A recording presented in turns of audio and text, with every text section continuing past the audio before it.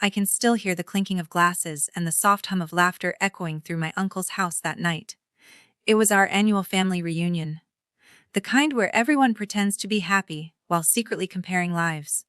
My brother, Ethan, stood at the center of it all, confident, charming, the golden child who could do no wrong.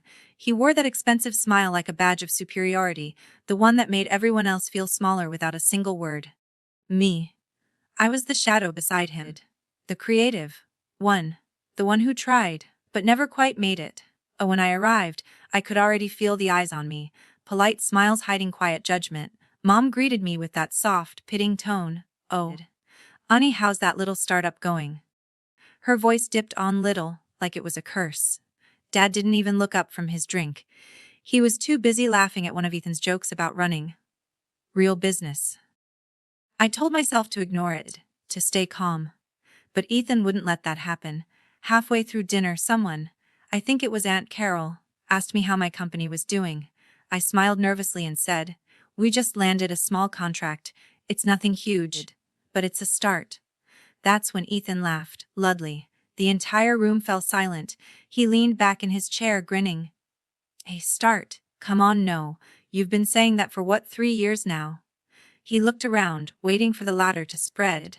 "Let's be honest. You're not an entrepreneur. You're just playing businessman." My throat tightened. "Ethan, but he cut me off, his voice rising so everyone could hear.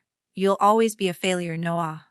That's who you are. You just don't have what it takes." Every word hit me like a slap. And then silence. Even the sound of forks against plates stopped. I glanced around. Mom looked away. Dad sipped his drink. No one said a thing. Not one person stood up for me. I felt the heat rise behind my eyes, but I forced a smile. "You're right," I said quietly. "Maybe I just don't have your kind of success." Ethan smirked. "Now that's the smartest thing you've ever said."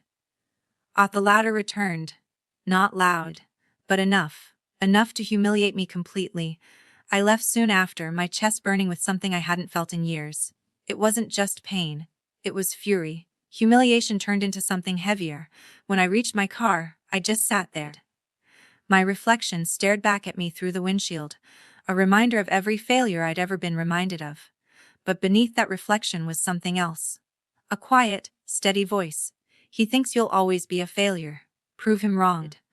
I gripped the steering wheel so tightly my knuckles turned white. That night, I made a silent promise I would never be the one they pitied again. I would never let him laugh at me again. I didn't know how. I didn't know when. But one day, Ethan would look at me and see the man he should have never underestimated. That was the night my revenge began. Not with a plan, but with a spark. That night, sleep didn't come easily. Every time I closed my eyes, I heard Ethan's voice again. Sharp, arrogant, echoing in the back of my head. "You'll always be a failure." No. Those words played on a loop until they didn't just hurt. They fueled me. The next morning, I pulled out my old laptop and stared at the screen for hours. My startup was barely surviving. A few clients here and there, late payments, endless rejections. But I knew one thing. I couldn't keep doing things the same way and expect different results. I needed to evolve, to learn, to fight back smarter. I started studying Ethan's company. Quietly, obsessively. Late nights turned into early mornings as I scrolled through public records, press releases, client lists, everything I could find. That's when I noticed something strange: deadlines being missed, employee reviews complaining about management, investors quietly pulling back. Ethan's empire wasn't as perfect as it looked. A week later, I reached out to one of his former project managers, a man named Riley. I'd met him once years ago at a company event. We met at a coffee shop, and the moment I mentioned Ethan, Riley's expression darkened. "He doesn't listen," Riley said, shaking his head. "He's arrogant. Treats people like they're disposable. You know, he lost 2 major clients this quarter because of his temper." I leaned in. "You think they'd consider other options?" Riley smiled faintly. "If someone trustworthy showed up, maybe." That was all I needed. For the next few weeks, I networked quietly, meeting with clients Ethan had neglected, partners he'd overcharged, employees he'd underpaid. I didn't sell them a dream. I sold them honesty. I told them what I believed in: fairness, consistency, and respect. Things Ethan's company had forgotten. Slowly, one by one, doors started opening. My startup began landing small but meaningful contracts, the same ones Ethan had dismissed as too small to matter. But for me, they mattered. Every signed deal felt like reclaiming a piece of my dignity. One night, as I sat in my apartment surrounded by empty coffee cups and spreadsheets, I opened a file I'd been building for weeks. Project Turnover. It was everything I'd learned about Ethan's vulnerabilities, the expiring loan agreements, the clients ready to jump ship, the investors growing restless. I didn't create it out of hate. I created it to protect myself, to make sure that this time I would win. Still, there was one person I hadn't spoken to yet. Our father. I visited him at his office, and as usual, his first question wasn't, "How are you?" but "What's Ethan up to these days?" I smiled. "Actually, Dad, I wanted to talk about my company. Things are changing." He gave me that same dismissive look. "No, you're a dreamer. Your brother builds real things. Maybe you should just work under him. Learn something." I stood there for a long moment. My hands were trembling, but my voice stayed calm. "No, Dad. This time, he'll be learning from me." He chuckled, shaking his head. "You're not serious." But I was. That night I drove home with the city lights flickering across my windshield. For the first time in years I felt the power shifting, slowly, quietly, but undeniably. Ethan had humiliated me in front of everyone. Now, without him realizing it, I was building the foundation that would take everything he cared about. It wasn't about revenge anymore. It was about balance. And balance was coming. Faster than he'd ever see it. 6 months had passed since that fateful family reunion. 6 months of quiet planning, sleepless nights, and building something stronger than anyone imagined. Ethan still wore his confident mask, parading through the city like nothing had changed. But behind the scenes, cracks were forming. Cracks he had no idea I had seen. It started with his investors. One by one, they were approaching me, frustrated by Ethan's reckless decisions and broken promises. I didn't have to convince them. I just showed up and listened, offered a better deal, a company built on respect and reliability, the exact things Ethan had ignored. Then came the clients. The ones who had been loyal to Ethan for years suddenly began asking questions about my firm. I treated them like partners, not numbers. I returned calls at night, answered emails immediately, and kept my promises. Words spread. And finally, the day arrived when it all came to a head. I received a call from Riley, Ethan's former project manager.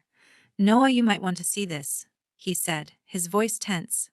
I walked into Ethan's main office building that afternoon, carrying nothing but a folder. The receptionist's smile faded as I asked for him by name. When Ethan finally appeared, his usual arrogance was there, but it faltered when he saw me. What are you doing here?" he demanded. I smiled calmly. "Just wanted to see the man who underestimated me." His brow furrowed. "Underestimated you? What are you talking about?" I laid the folder on his desk. Contracts. Investor letters. Employee loyalty agreements. Everything showing how his empire was slipping through his fingers and into mine. Ethan's face went pale. You can't have." "I already do," I said, voice steady.